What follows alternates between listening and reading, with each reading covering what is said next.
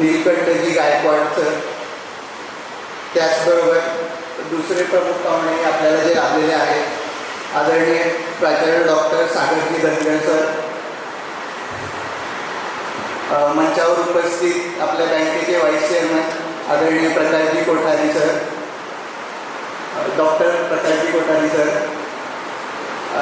समस्त संचालक मंडळ, MD/CEO रोहितजी भुजबळ सर आणि उपस्थित सर्वच ज्येष्ठ सभासद, त्यांचे पाल्य आणि माझ्या लहान मोठे मित्रमैत्रिणींना, आपल्या सगळ्यांचं मी आजच्या या गुणवंत विद्यार्थी सत्कार सोहळ्यामध्ये खूप खूप स्वागत करतो.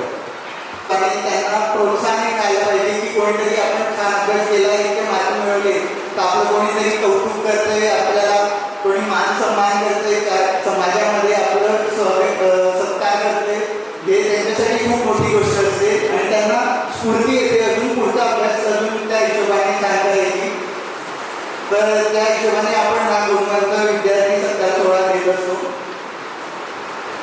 आणि मला खरंच आनंद आहे की आणि सांगायला अभिमान वाटतो की आपली बँक ही एकमेव बँक आहे जो असा सभासदांच्या पाल्यांसाठी हा कार्यक्रम आयोजित करतो. आपण आज जे सत्कार करतो आहोत तर त्या सत्कारामध्ये आपण त्यांना एक सर्टिफिकेट देणार आहोत. काही जे फर्स्ट टॉपचे मुलं आहेत तर त्यांना आपण कॅश प्राइजेसही आहे आणि आपण एक पुस्तक त्यांना भेट देतो दरवर्षी की ते वाचून त्यांना प्रोत्साहन येईल या हिशोबाने आपण एक पुस्तक देतो आणि एक रोपही देतो की ते त्यांनी त्यांच्या घराच्या परिसरात लावायचं आणि या हिशोबाने बँक सगळं काम करत आहे. आणि खरंच मला आनंद आहे की असा कार्यक्रम बँक येथे आहे ते फक्त आत्ताच नाही चालू आहे सर, तर काही कार्यक्रम म्हणजे हा जो कार्यक्रम घेतोय मागच्या वर्षांपासून घेतोय की काही आता सेकंड जनरेशनचे मुलं इथे पुरस्कार घ्यायला आलेले आहेत की त्यांच्या वडिलांनी हा पुरस्कार इथे घेतला होता आणि आता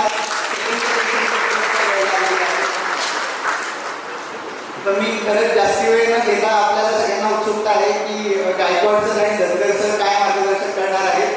तर अजून वेळ न वाया घालवता मी माझं प्रस्ताव इथे सांगतो. धन्यवाद. जंगल खूप घनदाट जंगल होतं, त्यांना काही विरळ छोटी झाडं असलेल्या भागामध्ये काही झोपड्या होत्या. तिकडचं खेड, आफ्रिकेतल्या जंगलातलं खेड.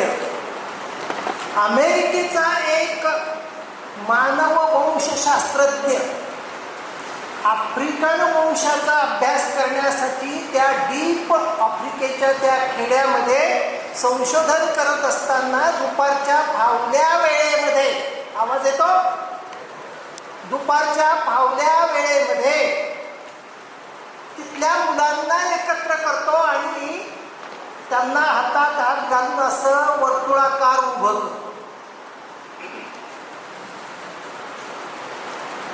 त्यांना एक चॉकलेटचा डबा दाखवतो. त्या वर्तुळाच्या केंद्राच्या ठिकाणी तो डबा ठेवतो आणि त्या मुलांना म्हणतो, मी 1 2 3 म्हणेन, स्टार्ट म्हटल्याबरोबर तुम्ही पळायला सुरुवात करायची आणि त्या डब्याच्या दिशेने जायचं. त्या डब्यावर ज्याचा पहिला हात पडेल ती मिठाई, तो चॉकलेटचा डबा त्याचा.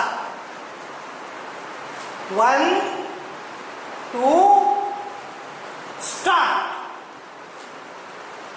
आता तिथे आपण असतो तर पळताना इकडे एक पाय आणि इकडे एक पाय करून 2 जागेवर गारद केले असते आणि तो डबा आपण पहिल्यांदा मिळवला असता. पण तिथे 1 2 आणि स्टार्ट केल्याबरोबर ते सगळे मुलं त्या डब्याकडे पळायच्या ऐवजी सगळ्यांनी एकमेकांच्या दिशेने धाव घेऊन एकमेकांचे हात हातात घेतले आणि सगळे मिळून ते वर्तुळ एका ठिकाणी आला आणि सगळ्यांनी एकाच वेळेला त्या डब्यावर हात ठेवला. तो मानववंशशास्त्रज्ञ आश्चर्यचकित झाला. हे काय म्हणे हे उबंटू आहे. म्हणे उबंटू काय? I am because we R.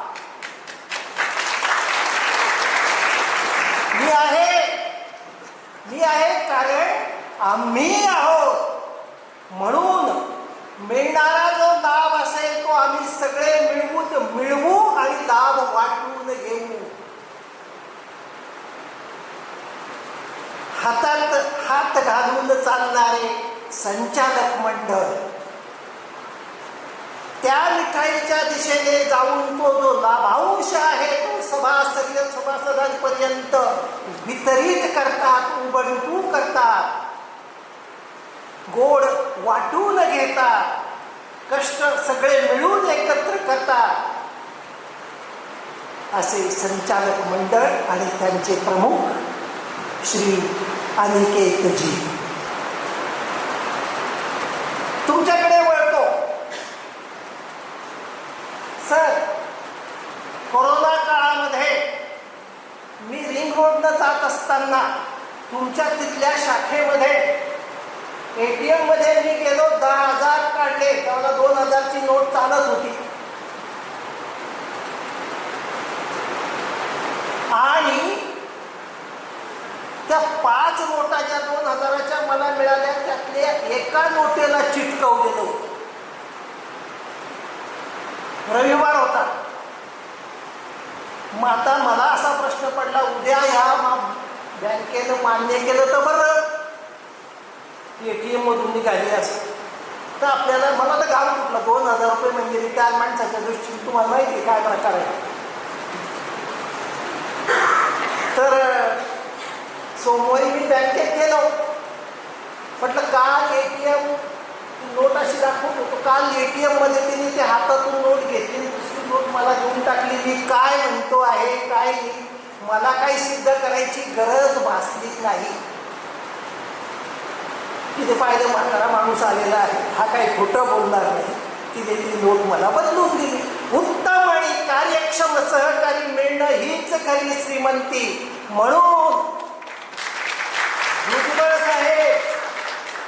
Bhujbal साहेब आपण रोज सकाळी जगातली सर्वात श्रीमंत व्यक्ती होता आणि आपली ही श्रीमंती संध्याकाळी उशिरापर्यंत टिकून राहते. रात्री पुन्हा तुम्ही गरीब होता. ते शक्यतो आपल्या जवळची ताकद सोडत नाही. पण तरुण पिढीच्या हातात कारभार दिला त्या माणसाचंही कौतुक करतो आणि थांबतो.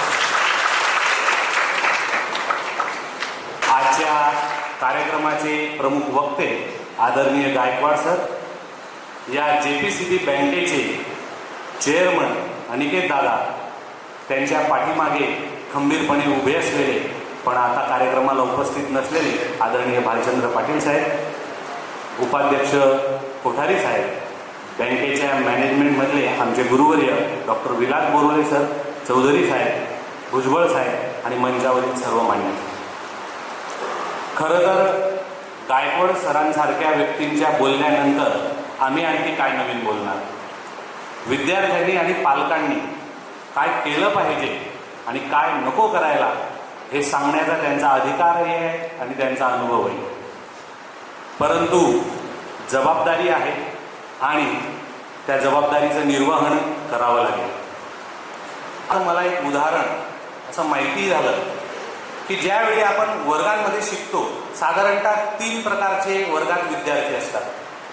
कुठलाही प्रश्न विचारला की हात तात्काळ वर करणारे, पुढच्या बेंचवर बसणारे अत्यंत हुशार विद्यार्थी. मधला एक रेंज असतो सरांसारखा 5-10 क्रमांकाच्या नंतरचा, होमवर्क वगैरे दिलेला, वर्गपाठ वगैरे करणार, पण काही वर्गात पहिला येण्याचा असं काही ध्येय निश्चिती केलेले नसतात. आणि सगळ्यात करामती विद्यार्थी असतात वर्गाच्या मागच्या बेंचवर.